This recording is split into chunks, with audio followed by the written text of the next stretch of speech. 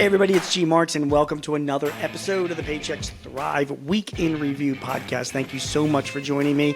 Glad that you are here. This is the podcast where we take 3 items from the news over this past week, talk about it a little bit, see how it affects you and your business, me and my business as well. And by the way, before we get started, if you haven't already, sign up for our Paychex Thrive newsletter. If you go to paychex.com/thrive, you can get all the latest advice, tips, and help for running your business and some links to our prior Thrive podcasts.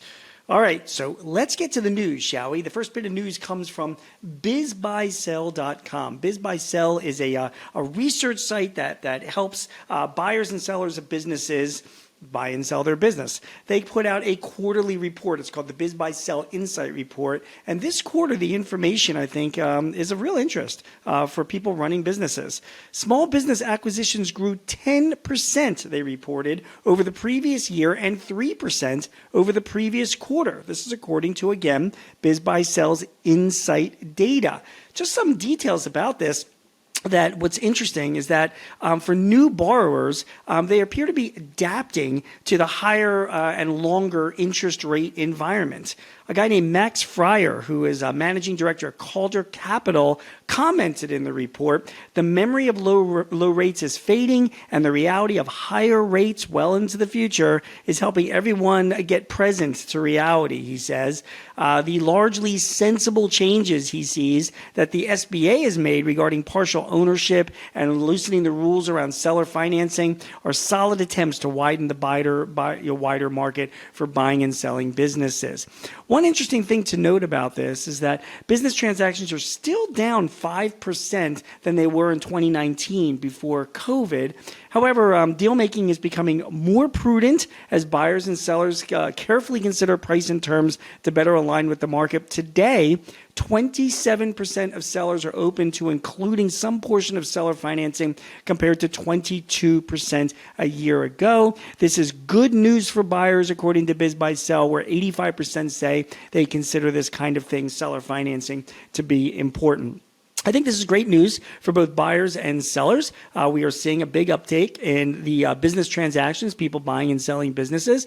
I think we're going to be seeing a lot more of this in the years to come as our aging demographic. Remember, the average age of the U.S. business owner is 55 years old. So, business owners themselves are, they're getting older, and you're going to be seeing more transactions like this in the years to come. If you're looking to start a business for yourself, rather than doing everything from scratch and no need to recreate the wheel, my advice to young entrepreneurs that want to start a business, particularly if they've got experience, 7, 10, 12 years in business, buy an existing business. Obviously, the rates are a little bit higher now, but at the same time, it will get you off to a much better start than building something completely from scratch.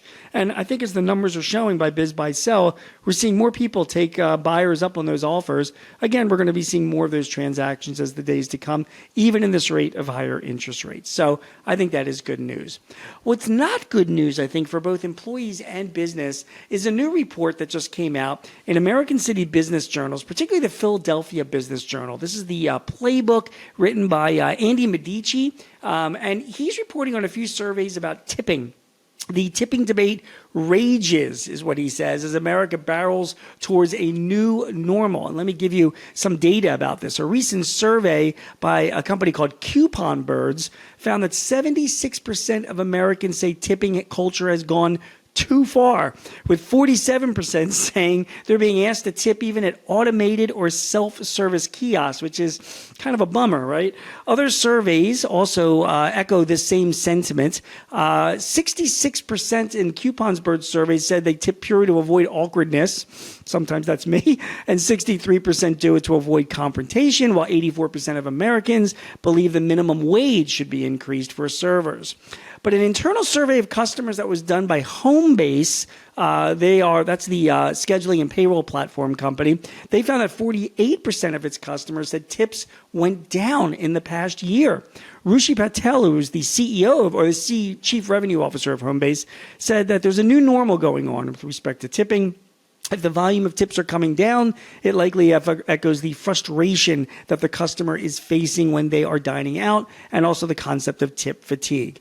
Like I said at the beginning, I don't think this is really great news for business owners and for employees as well. The more that people tip employees, my opinion, the more pressure it takes off of business owners to have to compensate them out of their own cash flow. But I get it. I think tipping has gone pretty far. We were tipping a lot during COVID when frontline workers were out there doing dangerous work. But now we're seeing, like anything else, the pendulum is starting to swing back.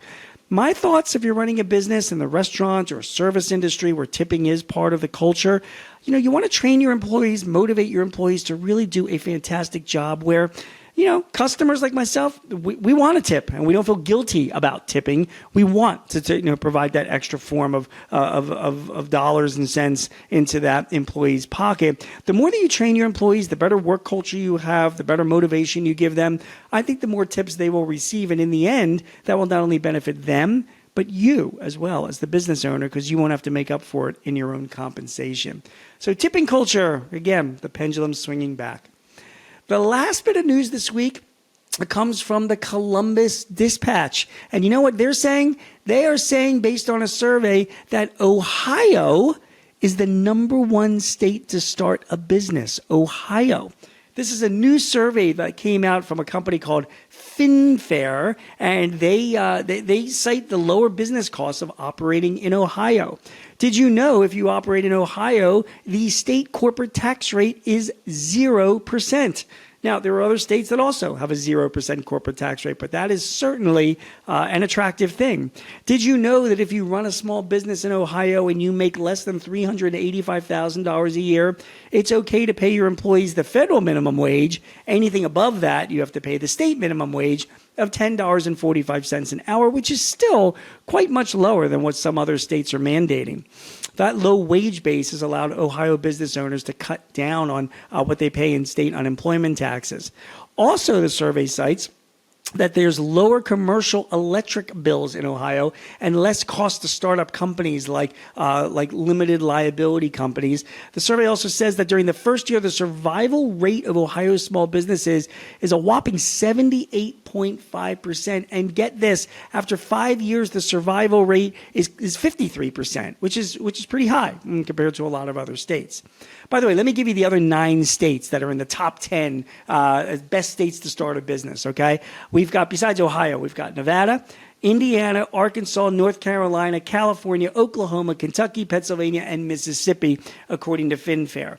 The 3 worst states to start a business: District of Columbia, Alaska, and New Jersey. There's 7 others, but I won't embarrass them on this report. So what do we think about this? Is Ohio the best state to start a small business? Well, let me temper this a little bit, okay? I cover small business, and I get surveys sent to me, and I come across surveys all the time that purport to come up with an analysis to the best states to start a business or to operate a business on. And I could actually point to a few other surveys that have differing results than what the FinFair survey is. A lot of it is subjective. A lot of it is done with research that, I don't know, it's not exactly like an academic study that you would see being done at a Wharton or an MIT. So it's interesting stuff, but take it with a grain of salt is my advice to you. My opinion, the best state to start or operate a business is the state that you like to be in, because your family is there, your livelihood is there, your balance of life is there. It's not all about just the business. Even if you're paying a few dollars more to operate a business in a beautiful part of the country because it's providing you with happiness outside of your business and also comes with a better than normal talent pool, for example, and just an overall quality of life. To me, that's the best state to start a business. It's very, very subjective to tell, but kind of interesting. You've been watching and listening this week's episode of the Paychex Thrive Week in Review podcast. My name is Gene Marks. Thank you so much for joining us. Again, if you'd like any tips or help or advice in running your business, please visit us at paychex.com/thrive and sign up for our newsletter. We'll see you again next week with more news that impacts you and your business. Take care. This podcast is property of Paychex Incorporated 2024. All rights reserved.